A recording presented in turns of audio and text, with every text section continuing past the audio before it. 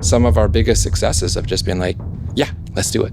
I had a call once from Colliers, Toronto, and they said, it's on your website that you do industrial real estate. Yes. Yeah, do you think you can help us? Whatever company's coming in and they need a 10,000 square meter site. I'm like, yes. Can you do brownfield and greenfield? Yes. Didn't know what it was. Right? Yes. We ended up, it was a grade A automotive supplier, and we put them 2 kilometers away from Ford into their dream factory, and we pulled it off, but just by saying yes. So for that event thing, any entrepreneur, yes, let's do it. Let's go. Loud and clear, my fellow Canadian. Yeah. Are we recording? Can we make our Canadian jokes already? We can make our Canadian jokes. You first. I have to think of the... Well, I mean, I can make a joke about Toronto, but we'll leave that off. Oh, okay. Then it's going to be a bar fight. To break a glass over there. And what else about Canada? It's interesting, actually. Canada, and then there's a bunch of us over here in Asia. Mm-hmm. Have you bumped into some Canadians on your journey over here? Definitely. I mean, we'll get into that, whether it's in China or Taiwan, then China, now Thailand. Definitely there's a healthy Canadian community everywhere, whether it's the Canadian Chamber of Commerce. And actually, I found Canadians really do well in F&B. There's always a lot of bars and restaurants that seem to be owned and managed by Canadians throughout Asia. I'm not sure why. Makes sense. Or maybe it's just because I noticed them. It's kind of like a black cat type thing. See the Canadian restaurant. Oh, got to go there. Right. It's true. Maybe we use our likability to F&B and business flows. Interesting. But no, you were a pioneer. I mean, in the early days, fundamentally. You even said, we were just talking off camera, that 2003 you were rapping in Taiwan. Oh, you're bringing that up. No, I was not rapping. No, that was just like a house party. House party after watching 8 Mile. Fair enough. No, I will not do any of them here. Fair enough. That's an aside. But 2003, when did you first step foot into China or Asia? 2001, basically, I just kind of a few years after high school, was in a university and then working in the oil fields in Alberta, working in restaurants. I don't know if you know Earl's. So I was a chef at Earl's and kind of like Earl's. I wasn't sure what I wanted to do. And then I had an opportunity to go to Taiwan. That was January 2002. So I jumped on that opportunity. Didn't know anything about Taiwan, anything about China, any of the history, nothing about Asia. It's just like, okay, just go. Wow. And when I talk to people who are Taiwanese, and I'm like, yeah, I was in Chiayi. They're like, what? I'm like, why were you there? Because it was like a small town, 300,000 people. It's in the middle of the island, but it was a good experience. And I was not planning to stay for more than 1 year. And then it kind of extended 2 years, 3 years. Didn't want to be an English teacher my entire life. I went back to MacEwan University in Canada, took a program called Asian Pacific Management, which is just international business specifically focused on the APAC region. So of course we learned a language. So I learned my Mandarin in university. Then in 2007, I ended up in Chongqing, the biggest city in the world that nobody has ever heard of. And for that, and I didn't tell you this before, but I had an opportunity to an internship at a theme park managing a dumpling restaurant. Ha! Nice. So, in Chongqing. In Chongqing. And in 2007, it was about 20% growth, 22% growth or something like that. And so I figured, okay, let's go there, rather than Shanghai or Singapore or Hong Kong, let's go somewhere to grow my career. And then 6 months later, I met my business partner. That's where their entrepreneurial journey starts. Interesting 4 or 5 years of like what brought me into Chongqing and started my career. Yeah, a couple of touch points. So, I mean, first off, you speak fluent. You have a few languages under your belt, or fluent? Conversational? No, I don't speak French. Sorry, to the eastern side of Canada. Fair enough. But, we'll go there with this interview. No worries. My Mandarin is not nearly as fluent as it should be for how long I've been there. Partly is just languages. That's the reason I don't speak French. I'm just not strong when it comes to learning language. And partly I got it to a level of like survival, not much better than survival, but not to a level of fluency, but also, and we'll get into my industry, my staff are all fluent in English. Fair. And I'm in a very English dominated industry, so I wasn't forced to learn. And I get that totally. I don't think there's any tension, I guess you would say, even if you live full-time, be it in China, Taiwan, if you're around people who are able to speak English, you'll do just fine. And, no, but I can go out with friends that don't speak English, and there's some words we have to look up or whatever. But fluency, no.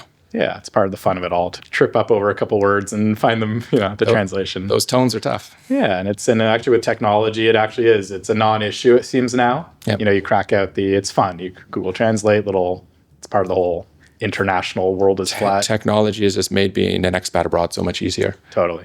When I first started traveling, it was Hotmail.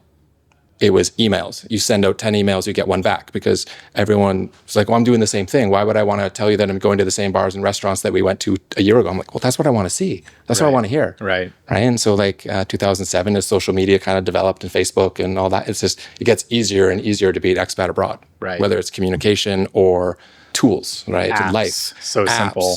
And we'll hear Bolt and Grab or Uber or Didi or whatever. All those things, it's just so much easier. I almost find, I don't know if you had this experience when you travel, that you almost have tunnel vision, that you can show up in an airport and have your blinders on your phone with your music, whatever, your to-dos, doing text messaging globally, that you're almost not even aware of where you are. You hop a taxi, you go to the hotel, you go to the conference. It's quite surreal almost, of having this sort of tech tunnel vision, and your mind is almost elsewhere. You can totally tune out or tune in, but in a way it's a bit sad on some level, but also interesting. But in a way, it's different tech, though, right? Because some countries are Bolt, some are Grab, some are Uber, some China's every country also has their own systems. True. So when we're relocating expats, we have a top 10, top 20 apps you need on your phone before you arrive. Because geographically, it's different. Right. So what are some of those tools? And it's more B2B. If it's a one-off traveler or so, that's not really your field of work. Your field of work is working with companies that are relocating their executives. Yeah. So the core past 18 years of my life, basically corporate expats moving from the US, from Canada, from Europe, or whatever. And this was before we expanded into Hong Kong and Thailand, but this was into China at the time. On average, it's 5 times the expat salary to have them working overseas. So if they're making just easy math, 200,000 US, it's $1 million a year to have them working abroad. So if you look at, flights and hotels and schools and all that kind of stuff, but dual taxation. So there's a lot involved. And so if you look at people as an investment, we take care of that investment. So the core of what we do is work with multinational companies, embassies, consulates, and we take care of that executive level. So before they arrive even, but then we pick them up at the airport. So they don't need that app lost, right? We're there for them. But we do home search, school search, settling in, cultural training, where they liaison with the property management. Our role is to make sure home life is taken care of. Not home life on the personal side, but the home, the structural stuff, right? It's a good equation, because often it's companies where the ROI of relocating a top exec is well worth $1 million. Mm-hmm. The key is then to manage that. But these are really top executives that have to relocate. It's not. Well, depends on the company. There are companies that we work with that will give relocation support to anybody. Huh. So even new hires, fresh out of university, they'll give them relocation support. Different, if it's a middle management versus the CEO, the amount of service that they receive is different. Right. There's something called the traditional expat. That's the sort of lingo, and that's the flights and the hotel and the sea shipment and all that. So that population is a little bit smaller. But then every company has their sort of matrices of level and family size and how much support and what type of move. Is it short-term, long-term? There's a lot into it. We don't need to dig into all of that now, but there are some really good companies out there that take care of their staff really, really well. Is it a competitive field? Do you the major brand name multinationals tend to have it in-house, or there's sort of top firms of record that do this? Or is there a lot of boutique firms like yours that do it too? Or so there's what's called a relocation management company. There's about 5, 8 really big ones. And so they manage moves globally for company A. And then, so I actually work with that relocation management company in our markets. I see. But so they manage what we do. It's called destination services, but they also manage household goods. They manage spousal support, cultural training, tax. They'll introduce the cost of living allowances and all that kind of stuff. So the multinational will outsource globally to that company, and then that company has their supply chain, and then they work with us. Got it. Yeah. Interesting. If there's somebody, a venture often is our ecosystem that just raised a round of funding. Mm-hmm. They need to transplant some people or pop up an office. Is there a next step where they would reach out directly to you as opposed to some of the bigger firms that subcontract you? Of course, we do direct as well. Just sort of the way the industry goes, a lot of the bigger multinationals, whether it's tech or automotive or oil and gas or whatever, they will have a larger company. But of course, we do a lot direct as well. We will support individuals. If you said, hey, Adam, I need a place in Bangkok. Yeah, Alex, no problem. I'll find you a place. It's just when it's an individual or another entrepreneur, a lot of times they shop around. Right. And I'm not saying that shopping around is a good thing. I'm just just don't waste my time. Sure. Because I'm going to show you everything. And a lot of times the mentality is when people come to Asia, they're like, I'm getting screwed over. I'm not going to, to me, it's just a matter of let's work together. Whether it's friends or other entrepreneurs, I'll just be like, okay, if you're going to work with us, you work with us. We'll do the same services. You'll get the same level of dedication. Yeah. Right? Yeah. I could see at different tiers. There's a demand, knowledge is power. Even anyone coming to a new city just to get some generalized information would pay a subscription fee or so. Or, yeah. And Thailand's interesting because there's this dynamic. So when I moved here last year to open our office, the layers of expats, there's just the tourism, but then there's retirement visas and nomad visas and corporate expats and then the embassies. And like there's just, but it all sort of like mingles, right? It's everywhere. So that's something that for me, finding the layers. And then, so that's something that's interesting about Bangkok is even the retirement visas could use my service and my support. Right. It's interesting you talk about the layers because, and maybe there's an intersection to explore off camera too, is that working top level with governments and these countries that want to attract all those types, tourists, retirees, small companies, big companies. Yep. And it seems like, the world is flat. They are fundamentally competing for attention and value proposition as if they are a corporation. So working with Thai government or Vietnam government to help them not only position themselves, but then to enable this whole flow of people relocating. Is that part of the business model or sort of adjacent to the business model of how? Yeah, we do work, again, so we're newer to Thailand, right? So I'm just developing here. But in China, we do work with the local municipal governments. Chengdu, Southwest China is our head office. Last year, we received award. I can't remember the exact Chinese name, but basically it's, FDI Partner of the Year. Cool. Right? Oh. So the government is recognizing us because we're actually a service provider that supports these multinationals coming in. Perfect. I mean, that is the concept. Yeah, FDI Partner of the Year. Wow. I am really intrigued by that business model. We were discussing earlier today, connectivity and networks, but top level. If you can work kind of top down, government positioning, it's often sort of a small world at that level to organize conferences and the government endorsement, agencies like yours, and be kind of that flow channel. It's an interesting... Even conferences now, it just came up like last month, but we're moving forward with it. We're organizing a small conference in Beijing. Conference, 50 people. Small. But it's one of our partners that we've done the relocations. And then we ended up doing their office site selection in Tianjin, which is south of Beijing. But they approached us and they said, hey, can you help us with the logistics for this event? And again, they'll invite the attendees, but they need someone to make sure the event runs smoothly. We kind of went, yeah, sure, why not? Just say yes, right? I think that's... For me, some of our biggest successes have just been like, yeah, let's do it. I had a call once from Colliers, Toronto, and I was still in Chongqing at the time before I'd moved to Shanghai, and they said, hey, we saw on your website that you do industrial real estate. Yes. Do you think you can help us, whatever company's coming in and they need a 10,000 square meter site? I'm like, yes. Can you do brownfield and greenfield? Yes. Didn't know what it was. Right? Sure, yes. Sure.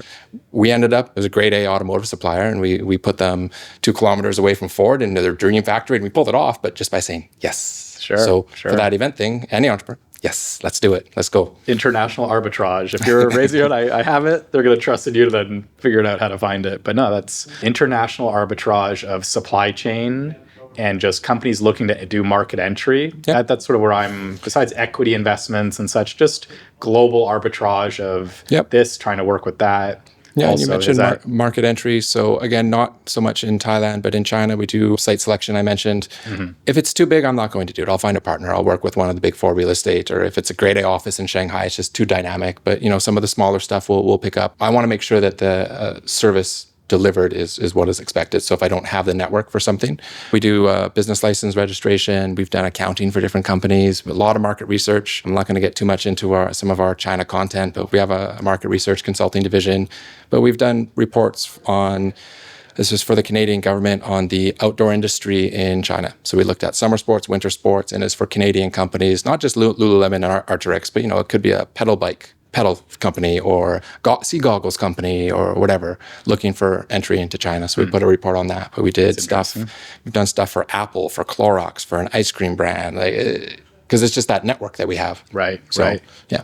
What size is the team? Are you one of the decision makers? And if I ask, where do you see your company and your journey going in the next 1 to 5 years? Do you guide that vision? And what is that vision? So I have 2 business partners that are operationally quiet, for the most part. So operationally, I make the decisions and I run the company. Right now, we have 30 staff across China. We've moved into Hong Kong and now into Thailand. The destination services is the core of what we do.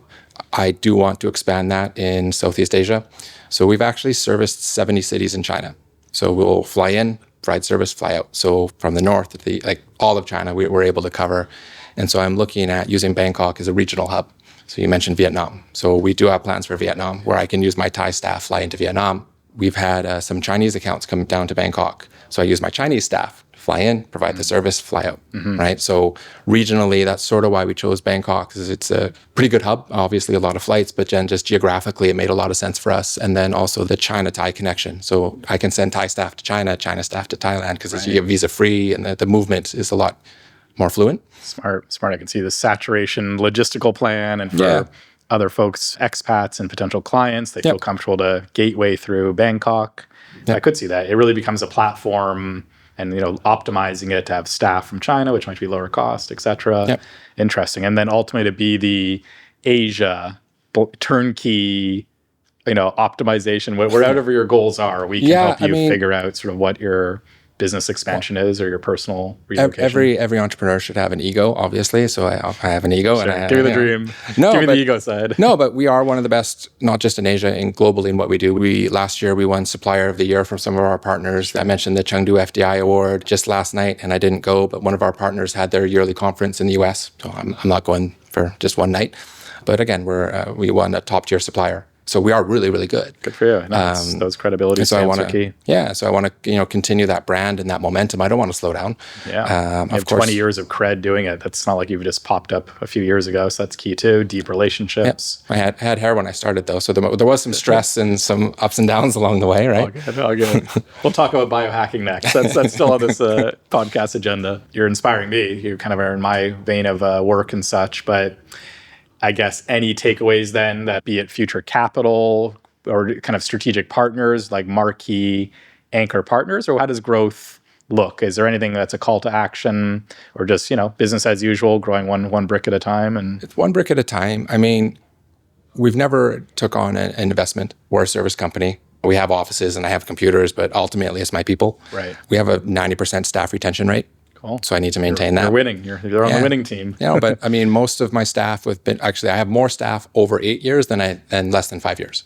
So most of my staff every year we have our yearly team building. It's like 10 years. Congratulations. And is that rewarding for you to staff? It seems like when you have staff you're winning, everyone's committed to the company. It's a really good feeling. It's a family. Staff their families. 100%. Yeah. So, whenever I'm in the elevator pitch, and it's changed over the years, but it's like, people, tools, tech. That's how we survive. That's how we're consistent across so many different markets. But it's always people number one. Mm-hmm. I can give them great tools. I can give them apps. I can do all these different things. But without them, we're a service company. We're dealing, put it this way, global CEO, coming to Thailand, coming to Bali, wherever they're moving, China. Global CEO, their spouse, their kids are moving in. So the communication, the EQ that you have to deal with that, new to the market, never been in Asia before, while dealing with a global partner, while dealing with a local HR manager and a local landlord who maybe not understand the foreign tenants. And in Thailand, it's different because there's been a lot more foreigners. But I remember educating landlords on what is a dryer. Right. And then they gave us this hot air balloon thing that you could dry 2 socks at one time.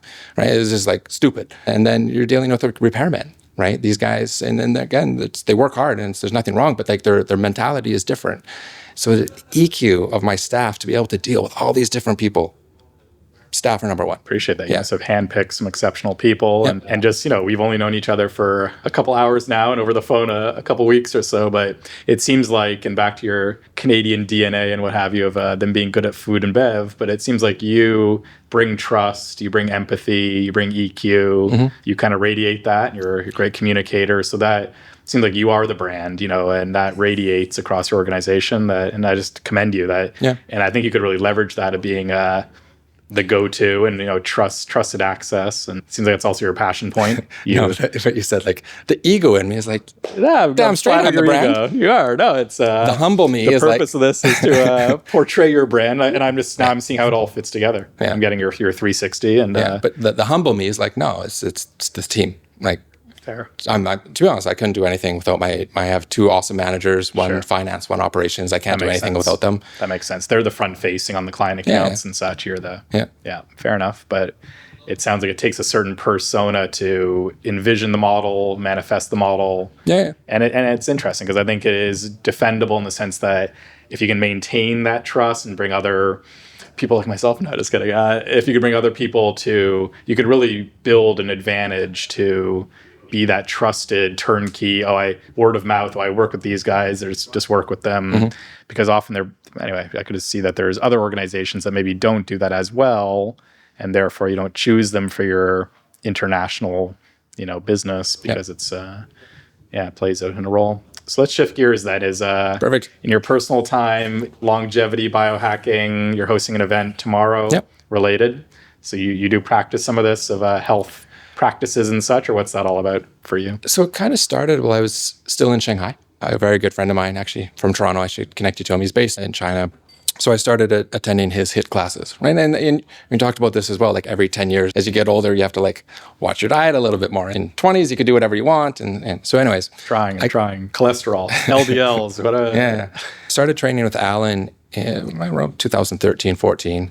I remember I did a HIIT class and I threw up after the first class. I'm like, this is nuts. It's because it was known for being a really intense class. I've heard of this HIIT. Well, somehow that rings a bell. High intensity interval training. So it's Tabata, whatever. But he just built this environment of a really, really tough class, but it was all low impact. And then he did a lot of talks and I was supporting him and as a friend. And so I always say that I'm brainwashed by Alan, but he's sort of my fitness mentor. Late 30s, I'm 46 now. So in my late 30s, I got involved in Spartan races and adventure races and all that kind of stuff. So then my competitive side came out again and I really enjoyed it. And so I hired a running coach and, doing all these things. And like my fitness went a lot better. So like, in my 20s, I was skinny, but I wasn't strong. I wasn't really fit. I was just endurance though. Yeah. You're a more endurance person. That was kind of your thing. No, endurance or just in general. Like it. Yeah. So when I moved back to Chongqing, and so I was in Chongqing and then Shanghai for 7 years, and then back to Chongqing in 2020. There was a June, I think it was like June 13th or something. I crossed the bridge, went up the mountain. I'm like, oh, cool, there's trails here. The next day, 2 people came, or the next week. And then the next week, 5 people came. And then it grew and grew and grew and grew. So all of a sudden, I had a fitness community with a few hundred people. And all of a sudden, I was a coach. I don't like to say I'm a coach because I like to inspire. I built this community for over 5 years in Chongqing of fitness and HIIT and trail running and just trying to motivate people. And with a friend of mine, we created the Chongqing Running Club. We were talking about social media, and this is where I went on my social media. I'm like, hey, I'm going to be here tomorrow night. Why don't you come for a fun run? I had 75 people show up at the first time. I just went, boom. That's crazy because it's like the biggest city in the world. There probably was no running club, right? There was running clubs, but they were more, and I don't mean this in a negative way, but they're more Chinese style, right? Where this was like more of a fun social one. Was it a blend expats and locals or mostly expats? Yeah. It was equal, basically? Yeah. So basically, I just ran up a mountain and then brought some friends and then went bum, bum, bum, bum, bum, bum. And then so it grew into something. So for me, I do miss, and I built a company around it. And that's where this Canadian report came in because we're like, okay, Adam is into fitness and he also has the consulting company. So I was working with the consulate and the embassy and everything. So take care of myself. And I like to inspire people and, even friends at home, my brother, high school mates. I try and like make sure that hey, you guys exercising today? You stretching? You're doing your mobility? Good for you. So you often need an accountability coach person, just accountability buddy. Yeah. Accountability buddy. I like that. Accountability buddy. I'm going to remember that. So how does that take shape here in Bangkok and just in your day-to-day? Do you still do any convening or accountability? Accountability buddy. Accountability buddy. So I had knee surgery 2 and a half, 2 years ago. So I don't want my knee to define me. So I don't really want, but it's just something that it's taken away that competitive side of it from the running. So I still do the fitness side of things, but then I think we'll get there. But the event tomorrow. And so for me, I also like storytelling. And so this is a way for me to bring the wellness community in Bangkok together for a storytelling platform where maybe I'm not coaching anymore, but I'm actually helping people tell their stories, which is another form of coaching and inspiration. And again, I don't want to be a coach. I like to motivate and inspire. Cool. Interesting. On the event, and there's some other co-hosts, or it's your produced event. Who is Ignite? So basically what happened, I went to a conference in Chicago 2017. And I saw this Ignite thing. And Ignite, it's like TED, but much, much smaller. And so it's 20 minutes or 5 minutes, 20 slides, 15 seconds per slide on a timer. Everyone follows that same format. I got it like this. Yep. Brought it back to China. I was doing corporate events. Cool. It was okay. I did some at charity events through Rotary clubs and all. It was okay. Where it really took off, as I call it, TEDx meets New York Open Mic. So I do it like a bar energy. Not bars and but I want to have that like sort of not boardroom type of talks. Yeah. I like that. So it really took off in Chongqing, but then in Bangkok, it's a much bigger sandbox. Even though Chongqing is a big city, but it's just much less international. So I hosted my first one last August here in Bangkok. So it was about 8 months ago. And so I've been doing it for maybe 2 months. And so the one I had January, I had close to 100 people come. Now I needed a bigger venue, right? So it kind of like it's growing. And so for me, it's just a storytelling platform. So I do partner with a friend of mine. She has a networking app called Connexa. So she, we kind of, I'll do all the event logistics and the coaching and all that kind of stuff. And she'll use her network as well. So. Got it. Yeah. And the other one in January was on a different theme. They're usually thematic, or? I wasn't doing themes at first because I didn't want to narrow it down too much. I don't want to have too narrow of a theme. Like I wouldn't want to do one on AI. I could do one on tomorrow. Got it. Tomorrow that could be AI related, but it's more of like, it could be a bit broader of a topic. And so for me, the theme for this one was wellness and healthy vibes. And so I'm like, okay, because that's two of my passions, right? Yeah. I got to kind of do the storytelling, the public speaking, the getting people on stage while I'm still on a wellness side of things. So I got a few coaches coming in, the talks on mental health, prenatal health, men's health, mental toughness. No one's going up there and saying like, this is how you do a bicep curl. No. Like everyone's doing it more of like an inspirational story side of things. Okay. Yeah. And usually the presenters, though, do have a value proposition or an offering. It sounds like they're trying to ultimately pitch to the community. So what I don't want to do is have it as a pitching event. I want to have it, and then what I try and do is like, okay, you have your story, but don't try and sell there because people aren't going to engage. Think about what can you give to them? What does my story give? Because then people are going to come back and talk to you. They're going to be like, hey, that was a really cool story. I like that. You connected with me. Because with the Ignite, it's in 1 hour, we have 10 speakers. So even if you don't like the topic, well, just wait 2 minutes. There's going to be another one on. So, you'll probably connect to 70% of the people in the room. And if you do it well, and if you think, well, what am I giving to them? What does my story give to them? They're going to come back and connect with you and ask questions. And then you can sell your product if you're so selling valuable. Product. And even what we're doing now, having a recorded piece of content, whether at the event, but that exercise, and I know I was on the call with the red light sponsor, ZenGlow, that we brought in, and you did a great exercise just to give him some anecdotes and tips about that, about go up there and storytell, don't just pitch. And it's useful coaching too. I think I told you the one story about the gentleman who was just financial planning for expats. And, and I said, well, we can't go up there and sell. He did his Ignite on the psychology of money, how we as humans or whatever, how we look at money, whether you have it or don't have it, but the psychology of it. And I was like, okay, cool. I like that idea. Yeah. People came and talked to him after because it was an interesting topic. Right. That was and you prompted him in that direction? Yeah. Good for you. Yeah. Yeah. So makes sense to hone. So how, let's say, put the spotlight on yourself. Here we are. The spotlight is on yourself. I'm glowing. What is your, let's do a little mock play then. Give us a minute or more of what's your narrative. If you had to introduce yourself, let's rewind to this was the beginning of the interview, or just here we are. How do you hook people on your narrative and what you have as value to them? For me, I think my narrative, and it's not shy. I'm just quiet. I like to observe, right? But when people get to know me, then they see my passion, then they see that energy. So I guess my narrative would just be passion for what I'm doing, passion for my team, passion for building communities, passion for my company. I want all these things to grow. I'm a China expert. I'm an Asia expert. What's an expert, right? I can talk about those things, right? So, for that, having that just unique background. I started in second-tier China in Chongqing. In 2007 in Chongqing compared to now, dramatically different cities. And you can say the same thing about Chengdu and Wuhan and Hangzhou and all the second-tier cities 20 years ago, hard. Hardship allowances for companies. And so I started in hard China. Then I moved to Shanghai. And after 7 years, I was like, you talk to these people who have been in Shanghai for a year or 2 years, like, oh, I know China. I'm like, you don't know China. You haven't left Shanghai. So my voice was different. When after Shanghai, I went back to Chongqing. Now my voice was different. Right? If I had stayed in Chongqing, I might not have had that community. I might not have done all these things, but I had this different experience that gives me a different voice. That now when I'm in Thailand and I'm networking and talking to people, all of a sudden they're like, oh, this guy is different. And everyone's different. Everyone has a story, right? That's what I kind of like to do is storytelling. And so all this journey of mine over the past 20 years has given me a different voice. And hopefully that comes across in my passion for everything that I do. Yeah, very much so. That might have been like a minute and a half. No, it's perfect. Sorry. And you shone a new light on my understanding of you and what you just described in the sense. And I'm having this metaphor of elders around a campfire that, when you're... Not that old. Well, and I knew I was going to say, I knew you were going to react to that. I was about to say, take the word elder in the right frame of mind, but wisdom, I think the art of storytelling and the human brain links into. And I think also when there's we're here in Asia, so when there's somebody who has wisdom, kind of humility, credibility, my ears immediately perk up that it's value. In other words, what I'm getting at is it's valuable knowledge just to listen into somebody who's been in the same region, experiences, that I need that information to learn from your experiences. And there's something deeply human about that around the campfire, you would learn about the elders, how to hunt, how to do this, that. What it was like. And you kind of held that. What it was like 20 years ago, eh? Exactly. But you know what I find interesting about Bangkok, specifically in Thailand? So China, I know a few expats that came in the 80s and stayed. That was like raw China. I know very few expats from the 90s. Very, very few, like less than 5. But then there's 2,000 expats that, like for me, I went in 2002. So I'm old by China standards for an expat. But in Bangkok, you meet people 30 years, 40 years. I met a guy who was a Rotarian in Bangkok for 50 years. I was like, what?